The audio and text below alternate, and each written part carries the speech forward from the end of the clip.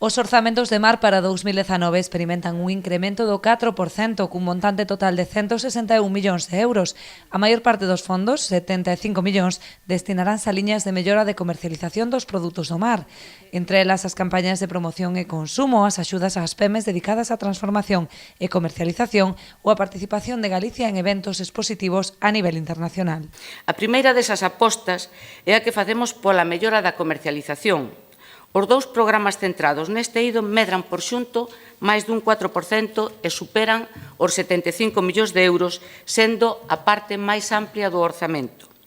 Esta é unha aposta que apuntala, complementa e coordina administrativamente o plan para facer que o valor engadido dos nosos produtos siga medrando. Destaca ademais o incremento no programa de competitividade e mellora da calidade da produción pesqueira e da acuicultura nun 5%, superando os 66 millóns.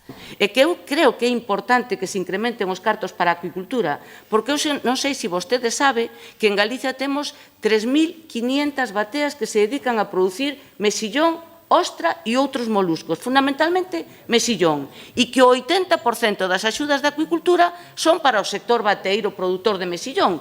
No referido a infraestructuras portuarias destinaránse 16 millóns a melloras en diversos peiraos autonómicos, non só en infraestructuras pesqueiras, senón na creación de novos amarres, máis de medio millar en total.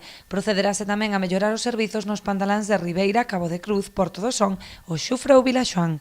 Outra das liñas de actuación orzamentaria será a mellora das zonas de produción, con investimentos próximos aos 30 millóns de euros.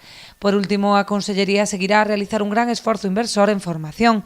Destinará máis de 9 millóns de euros a reforzar a oferta formativa, co fin de incorporar xente nova ao sector pesqueiro. Compre destacar, ademais, as áreas blindadas polas que Mar segue mantendo a súa aposta. Son o Servizo de Gardacostas, o Intecmar e o CETMAR. En todas se incrementa o orzamento con respecto ao actual exercicio.